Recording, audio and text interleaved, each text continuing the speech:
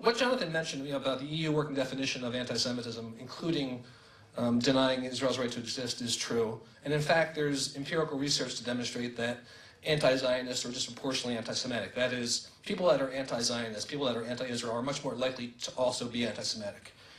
But I guess I want to argue from a position that even if they weren't anti-Semitic, denying Israel's right to exist would be immoral. There's a great quote by Abba Eban I want you to read.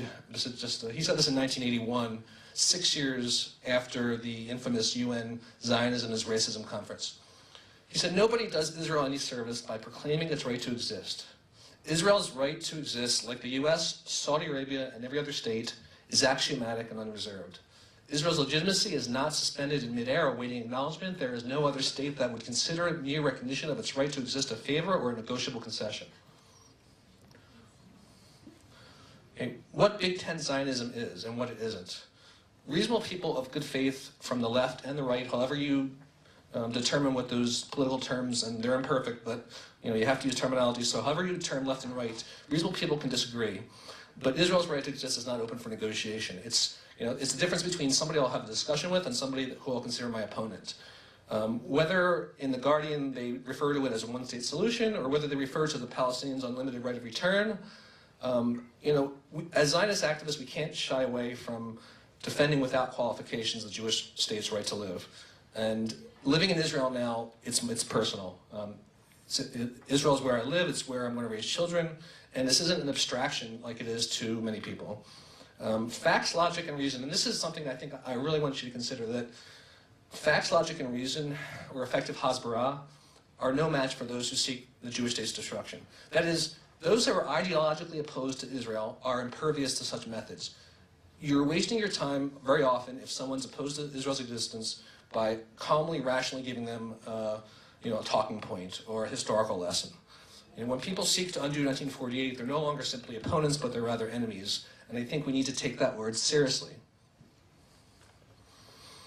Okay, there's a writer by the name of Shelby Steele. He wrote the following. "Listen to the language of anti-Zionists. The word oppressed is constant. In this there is a poetic truth." Remember the term poetic truth, "which bend the rules in order to be more effective." Poetic truths like that are marvelous because no facts and no reason can ever penetrate. Supporters of Israel keep hitting it with all the facts, obvious logic and reason. And we are so conspicuously right that we just assume automatically that it's going to have an impact, and it never does. What are these poetic truths of the anti-Zionists? That Israel are the oppressors and the Palestinians are the oppressed. Palestinians are victims of racism, colonialism, imperialism, apartheid. These are the words that they use. These are the words that are echoed in The Guardian continually, day in, day out. Even you see expressions of the term that Zionism is a form of racial supremacism. In a previous session, I mentioned that the notion of Jewish supremacism was a term popularized by right-wing extremist David Duke. It's become jargon within anti-Zionist circles on the far left. Another poetic truth is that Israel is the antagonist, Palestinians are the protagonist. There's this powerless versus the powerful dynamic. There's a pundit by the name of Peter Beinart in America who said that being Zionist in these days asks that Jews leave their liberalism at the door. In fact, I think quite the opposite is true. There's a writer named Jonathan Spire. He wrote a book called The Transforming Fire. And there's something about these words that just really hit me as someone who combats delegitimization at The Guardian every day. And that is, those who are obsessively critical of Israel see the country not as it is, but often as a mythical place of uninterrupted darkness and horror, in which every human interaction is ugly, crude, racist, and brutal.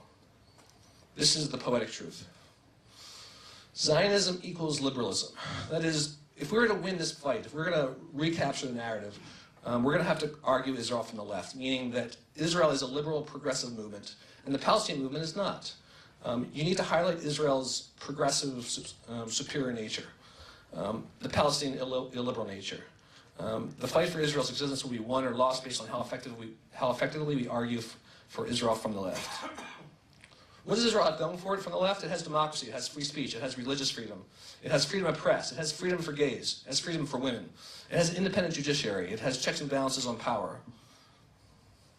Palestinian reactionary values, poor treatment of gays, honor killings not prosecuted, no democracy, no free press, Palestinians have stated time and time again that the new Palestinian state, if it was created, would be Jew-free. That is, Jews would not be allowed to live anywhere in it. This is a very reactionary value. Pew studies on anti-Semitism show that in Palestinian society, it's just normative behavior. These are signs of an illiberal, unprogressive state. So what do you do? So I think it's important for everybody in this room to be adept at social media. Twitter's not just a great tool to get your message out, but it's also a great way to spread your opponent's message. By that I mean that when people tweet, in an instant you can capture that screen image and you have evidence to use against them in a blog. I hope you can all see this. Gail Simmons is a travel writer. She published something recently in The Guardian about visiting Palestine.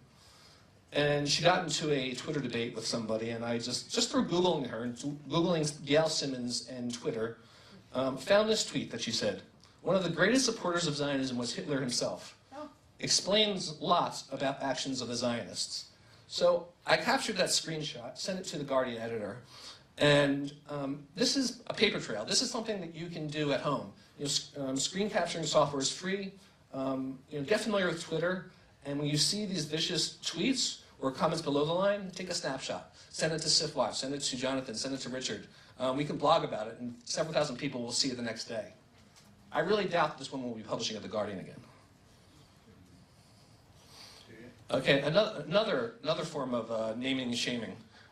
There's Joseph Dana, who's an American who made Aliyah, who had some sort of anti-Zionist epiphany and now lives in Ramallah and considers himself free of the Zionist indoctrination program. Those are his words.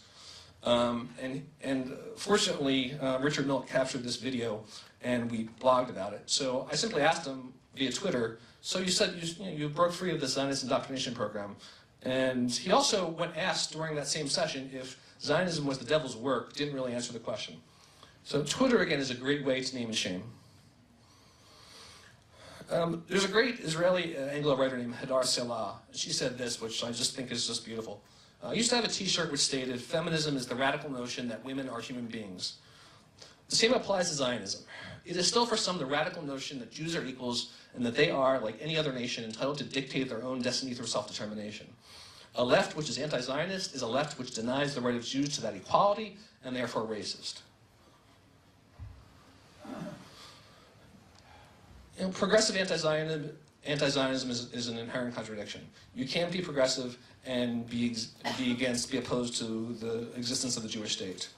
Denying Israel's legitimacy is an assault not just on Israel, nor merely on Jews, but on liberalism and progressivism itself, no matter how broadly defined. That is our truth.